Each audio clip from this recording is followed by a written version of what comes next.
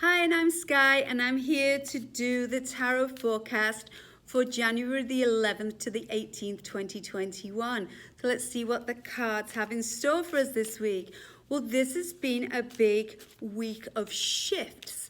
And, the planets are changing around out there. And basically, it's saying that not only are we in a new era, but we're about to go through these different learning shifts in our lives. It's about communication.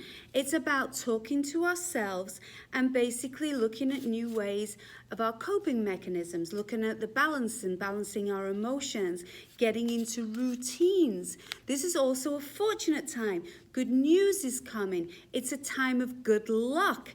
It's saying open up the doorways of creativity. As we open up these doorways to create new things in the future, it's also saying artistic talents will be made known to us. So we need to go with the flow for that. And it says that we can also take those and manifest things in the future with them. This is about the spoken word. That also includes listening. But the spoken word and the written word is really, really important for us right now. So this could be about journaling, writing down your thoughts, communications in meditation, intentions, and it's basically a time of prayer and also writing things down so that we can manifest them for the future. The 13th, we have the new moon in Capricorn. This is about focusing on what needs to be renewed. It's about making wishes for ourselves, especially with new intentions for new jobs, ambitions, and basically new directions we want to go into for our financial future and our career and our path, and like I said, opening up these doors of creativity.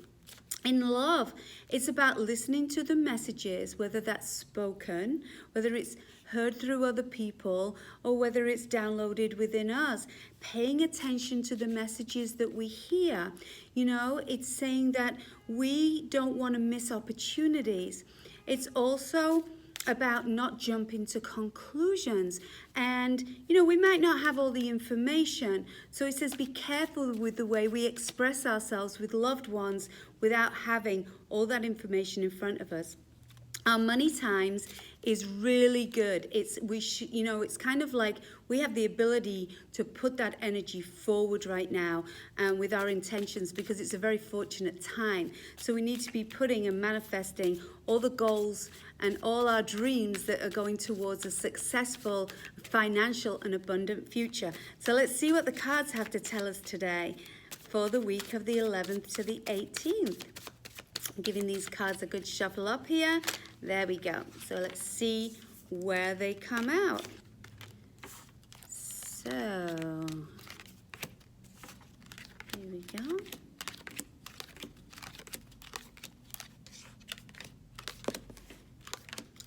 Okay.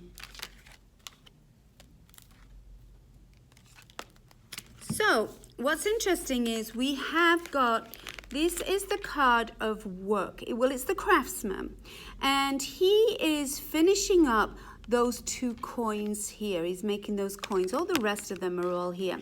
So this is about tying up loose ends. This is about coming to the end of projects and deciding what we're going to do next. There are going to be a lot of people that have, kind of become either dissatisfied with what they're doing, or this last year gave them an opportunity to look at their work situation. A lot of people's work situations have changed. So this is about new opportunity. And with it being the craftsman, like I said, the pentacles are connected to our basic foundation of our work life, our security, our home life.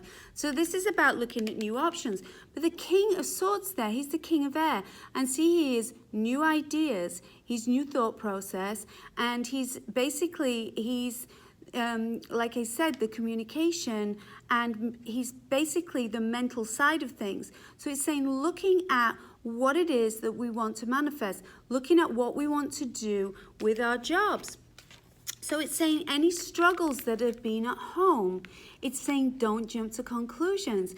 You know, it says keeping harmony in the home, allowing ourselves to open up to relationships. If we're not in relationships, it says don't jump into things, just allow things to open up and just communicate, but also don't miss hidden opportunities in new relationships. In relationships that we're already in, it's saying, you know, kind of back off a little bit and concentrate on your own thing rather than what somebody else might be doing or might not be doing. The Queen of Creation here comes up with the sun. So I love that, you know. She is the Queen of creation, of passion, and this is the card of the awakening, and also the children are born. So this is the card of creation and birth. So it's about creating and birthing new ideas for the future. And like I said, opening up those creative doorways and allowing ourselves to express ourselves and to see what we can put our passion into. People this year are going to be passionate about what they want to be passionate about. And as we're moving forward, it says those things basically can create and turn into something amazing for us as long as we put that passion behind it. So I'm looking as well at pages, which this page of Pentacles, pages are youthful, and this is in the element of earth. So this is basically new news, again to, you know, our grounding, our foundation. And with this temperance card, you know, people that have heard me say this before, to temper in Latin is to harmonize and blend. So this is the card of the alchemist. And this is to lose one's temperance is to lose one's temper. So this is staying in balance and staying grounded. New ideas on how to express ourselves. New ideas in balancing our emotions and looking at new ways of our coping skills. This was my card of the week last week. It was the Hermit. And, you know, the Hermit is, you know, basically he lights up the dark path. He moves forward. He shows the way. This is his internal spark. This is about holding our energy back, watching what happens without jumping in with 2 feet. And basically, you know, when we're in the company of the Hermit, he tells us to pull back and to go into our inner reflection, but not to stay in the dark for too long. It says to follow the light so we can come out with new ideas and new awakenings. Here's our lovely Hangman. You know, I mean, basically, this is the cul-de-sac. You know, this is basically, if your options are all exhausted, come out with wisdom, learn which direction you're going into with new ideas, and lighten up. It's saying lighten up. You know, this has been, you know, so far, the beginning of 2021 has had a lot of ups and downs. It's had a lot of energy. You know, we've got a lot of fiery situations and decisions and things on our outside that are not in our control. And basically what this is keeping our cups full and keeping our harmony, our emotions, you know, our feelings within ourselves basically as full as we can. You know, if we spread ourselves too thin on the outside, you know, it's going to, you know, it's going to deplete us. And it's saying don't do that to ourselves because things are changing very, very quickly that are outside of our control. There's that Tower card again. But the Tower card again, like I said, is the biggest card of change outside of our control. And this is that card of beauty. So what the cards are telling me for the week of the 11th to the 18th is there's a lot of stuff that's going on the outside, but we will see the truth through this.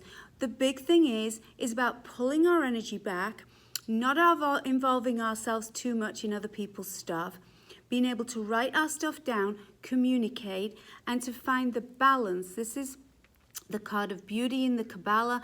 It is also the card of balancing the masculine, the feminine, the sun and the moon. So this is a beautiful card of the lovers, is this beautiful card of inner harmony, which is what the temperance card was telling us. So for this week of the 11th to the 18th, 2021, balance your emotion, come up with new ideas, lots of journaling, lots of writing it down. Keep your energies, pulled back so that you're not getting too heavily involved in other people's stuff.